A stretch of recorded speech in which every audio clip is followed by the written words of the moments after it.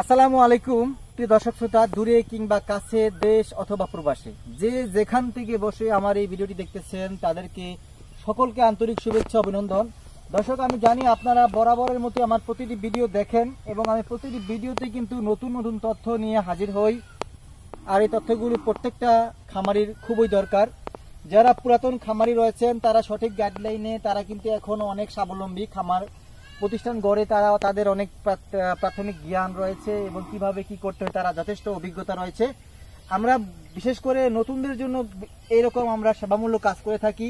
আপনি কিভাবে কখন কোন ঘাস চাষ করবেন, আপনার কিরকম ঘাস চাষ করলে আপনার গবাদি পশু সুস্বাস্থ্য রক্ষা হবে, গাভীর দুধ বৃদ্ধি পাবে, কোন ঘাসের প্রোটিন পার্সেন্টেজ কেমন, কোন ঘাস কখন আপনি রোপণ করবেন, আপনার জন্য সবচাইতে শুভাকাঙ্ক্ষী কোন ঘাসটি হবে, সে ব্যাপারে আমরা নিত্য নতুন ভিডিও বানিয়ে আপনাদের মাঝে হাজির হই, যাতে নতুন উদ্যোক্তারা খুব সহজে তারা এই লাইনে একটা গাইডলাইন পেয়ে যান, সঠিক তথ্য পেয়ে যান, যাতে তারা প্রত্যেকটা ঝুঁকিপূর্ণ কাজ খুব সহজে তারা এগিয়ে যেতে পারেন। দর্শক, আসলে গবাদি পশু চাষ এটা বাংলাদেশে একটি বৃহৎ পেশা। আমি মনে করি স্বল্প পুঁজিতেও আপনার গবাদি পশু পালনে এই লাইনে আসতে পারেন, কারণ এই লাইনে আসতে আপনার শুধুমাত্র পরিশ্রম করতে হবে, সঠিক গাইডলাইন থাকতে হবে এবং একটু সময় দিতে হবে। তাহলে কিন্তু আপনি গবাদি পশু পালন করে সহজে আপনি আপনার কাঙ্ক্ষিত লক্ষ্যে পৌঁছাতে পারবেন।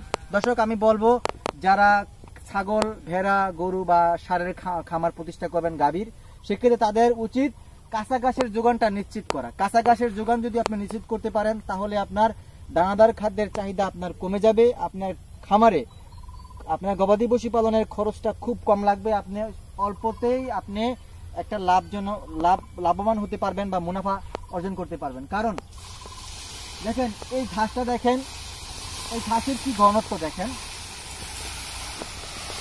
পুরা ক্ষেত জুড়ে মানে ইঞ্চি পরিমাণ জায়গা খালি নেই, শুধু ঘাস আর ঘাস। দর্শক, এইরকম ঘাস যদি আপনার চাষ করা থাকে, আপনার যত বেশি পরিমাণে গবাদি পশু হোক না কেন, আপনার গবাদি পশু মন ভরে কাঁচা ঘাস খেতে পারবে এবং শুধুমাত্র আপনি দৈনিক একবার দানাদার খাদ্য বা ভুসি খাওয়াবেন এবং সারা দিন কাঁচা ঘাসের উপর নির্ভর করবে। সেক্ষেত্রে আপনার ষাঁড় হোক বা গাভী হোক, যে কোনো গবাদি পশু পালন করে আপনি স্বাচ্ছন্দ্যে আপনি আপনার খামার প্রতিষ্ঠায় এগিয়ে যেতে পারবেন।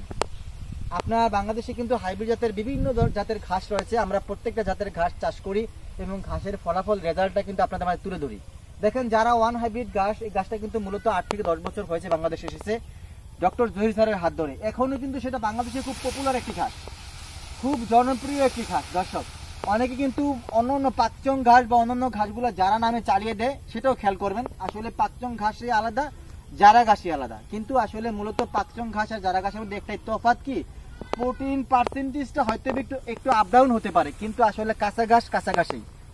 প্রত্যেকটা জাতের কাঁচা ঘাসই আপনার গবাদি পশুর জন্য সবচাইতে ভালো, সেটা পাকচং হোক বা যারা হোক। আপনার যেটা পছন্দ, আপনি প্রত্যেকটা আলাদা আলাদা ঘাসের জাত আমাদের কাছ থেকে সংগ্রহ করতে পারবেন। আমাদের কাছে রয়েছে যারা ওয়ান হাইব্রিড ঘাস, পাকচং ঘাস, ইন্দোনেশিয়ান স্মার্ট নেপিয়ার ঘাস, তাইওয়ান ঘাস, আমেরিকান গুয়াতেমালা ঘাস, জার্মান হোয়াইট হাইব্রিড ঘাস, অজানা ঘাস, প্রায় 8 থেকে 10টা প্রজাতির ঘাস। প্রত্যেকটাই কিন্তু বাহিরের প্রোডাক্ট, বিদেশের প্রোডাক্ট বর্তমানে আমরা চাষ করছি। আমাদের সভাতে কিন্তু প্রত্যেকটা গ্রামান্তর, শহর পর্যায়ে কিন্তু আমরা ভিডিও আপলোড করে থাকি। প্রত্যেক খামারিরা বা দর্শকরা, নতুন দর্শকরা কিন্তু ভিডিও দেখে আমাদের থেকে কল করে তারা ঘাসের কাটিং সংগ্রহ করেন, এই লাইনে আসতেছেন। আমরা চেষ্টা করি সঠিক গাইডলাইন দিয়ে এই খামার প্রতিষ্ঠায় তাদের পাশে থাকা, সাহায্য করা, নতুন তথ্য দিয়ে হাজির হওয়া এবং ঘাস চাষ কিভাবে করবেন সে ব্যাপারে অনেক তথ্য দিয়ে থাকি আপনাদের। দর্শক, যদি কাটিং প্রয়োজন হয়, আমি আবারও বলছি, যে কোনো জাতের কাটিং স্ক্রিনে দেওয়া নাম্বারে যোগাযোগ করলে আপনারা কাটিং সংগ্রহ করতে পারবেন। আর বিভিন্ন তথ্য পেতে, আপনার যে তথ্যগুলো জানা খুব দরকার, সেই তথ্য পেতে আমি অবশ্যই আমার চ্যানেলকে সাবস্ক্রাইব করতে বলবো আর একটু শেয়ার করে দিবেন, যাতে বাংলাদেশের তরুণরা, নতুন উদ্যোক্তারা এইসব ভিডিও দেখে অনুপ্রাণিত হয়ে একটা সঠিক গাইডলাইন পেয়ে এই খামার প্রতিষ্ঠায় আসতে পারেন। দর্শক, আমি আর কথা বাড়াবো না, সবার সুস্বাস্থ্য দীর্ঘায়ু কামনা করে বিদায় জানাচ্ছি। আল্লাহ হাফেজ।